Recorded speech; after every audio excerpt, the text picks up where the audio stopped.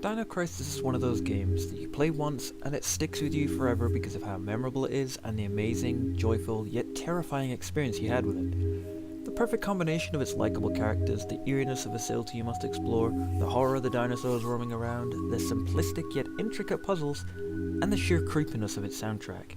Capcom really nailed the horror genre with the great reception Resident Evil 2 received. The game essentially expands on that by replacing the zombies and bioweapons with dinosaurs, making the entire playable area a haunting experience, and adding more puzzles and choices to make the game really feel like your decisions are truly a matter of life and death. The story. Much like its older sister series, the game starts off with a group of highly trained special agents, Regina, Gale, Cooper and Rick from SWORD. They're tasked with infiltrating a facility on Ibis Island that is believed to be running experiments headed by a scientist, Dr. Kirk, the United States government believes to have died in a lab explosion a few years prior. With the news of his reappearance, this team must then find out what he's up to and bring him back. However, upon landing, they lose one of their team members who has the radio, but must press on regardless. Soon after, they find the facility abandoned, mutilated dead bodies sprawled everywhere, and the sudden appearance of giant lizards roaming the area. While the story is sort of shrouded in mystery and you don't really get to see the bigger picture until the last hour or so, it's still a great one because of how it plays out. Even though the plot's something given to you in small drips, it leaves you even more curious to find out what's happening. You hear people talk about Dr. Kirk so much and how he's planning something. You hear rumours of secret meetings taking place in hidden rooms, or notes left around about how there could be a spy among the ranks of the workers. Finding notebooks or computers with a few pages to read really adds to the story, especially when they mention such things to pique your interest. And then there's the fact you have choices throughout the game, which I'll come to later on, which can determine what information you find out and when to fit all the pieces of the puzzle together. Going after each route is definitely worth it in multiple runs because there's some things in the story that you will not find out that are very important depending on which choice you make. Personally, I prefer the story in Dino Crisis to any of the Resident Evil games, probably because it feels more grounded and realistic, as much as it can be given the context of the science fiction plot, and the way the atmosphere in its visual and audible surroundings really capture the feeling that you're here for a mission, but it's all gone wrong. 2. Puzzles. Puzzles are a must-have staple when it comes to survival horror games, whether it be finding codes for doors, taking a key for an obscure contraption, or hacking into a computer full of juicy secrets. That's just to name a couple. You'll find a lot of various types as you go on, as Dino Crisis has them in abundance, and I have to say, they're pretty special and somewhat unique to this title. For example, there are a lot of doors that require a certain number of discs to open. When you have those, you have to solve a number or a word puzzle that gets more and more challenging the further you get, and trust me, they weren't easy to begin with when I first played. A personal favourite of mine was a pipe puzzle you do to restore power to the generators that requires some lateral thinking and trial and error. Or there's even looking for a specific corpse's fingerprint so you can forge a new ID card and access another area of the facility. It's pretty creative and interesting in what obstacles stand in your way and how you must solve them. Dino Crisis has a great balance of action and puzzle gameplay, so you're never going to feel like there's too much running and gunning or too many things trying to hurt your brain. The choices also determine whether you will go down a puzzle path or a fighting path, so sometimes you'll know what you're getting into as well. If a game makes me pull out a paper and pen and sit there for a few minutes while I try and work out how to move forward, then it's a game that's done it right. It's not too easy, but it's not too impossible either, and gives you a nice feeling of satisfaction hearing that uniquely odd noise of a door being unlocked. 3. Choices. One part of the game I thought made it stand out was its addition of branching paths that actually mattered. At several sections of the story you can choose how to progress. For example, after Gale spots Kirk on a monitor, he decides to go after him, but at the same time, Rick receives a distress signal from a team member who needs help elsewhere in the facility.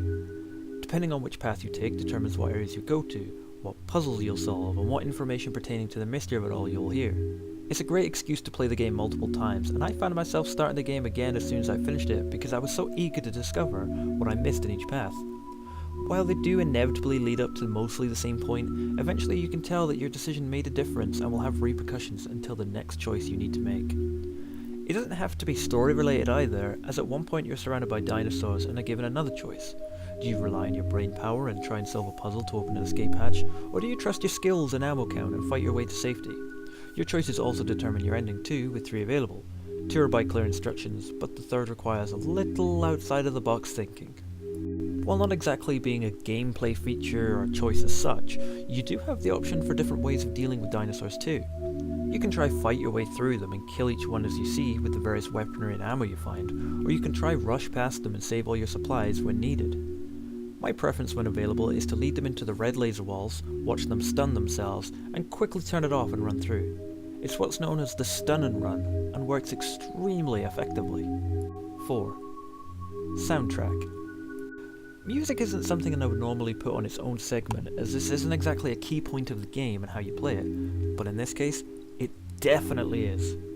Out of all the horror games with these tense and creepy soundtracks, this one will always be my number one because of how different it is and how much it captures the feeling of being constantly uneasy, feeling your heart racing, or in a state of confusion by what's going on.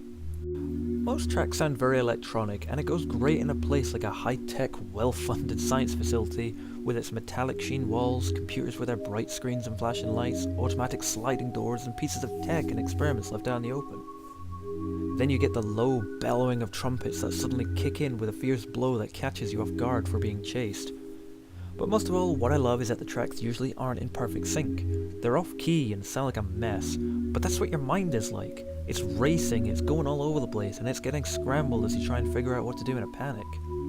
Then, there's the beautiful, calming, and almost peaceful savor music that is a classic to the survival horror games, that lets you have a few moments to breathe.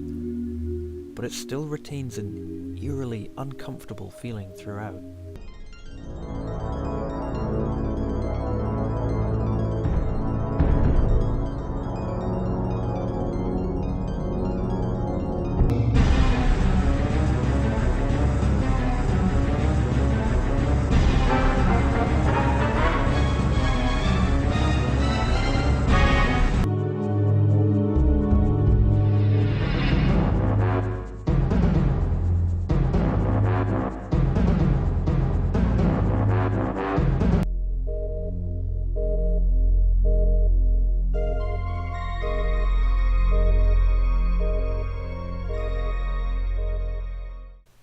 When I first played this game many years ago when I was little, I actually had to turn off the music in the options menu because I couldn't play it with it on. It was too damn scary. Now, I just want to kick that kid for losing out on all that precious time he could be listening to an amazing composer's work. With the remake of Resident Evil 2 and 3 on the way, along with the Dino Crisis trademark being renewed, Capcom would be making a great decision if this game was to receive the same love and attention as those.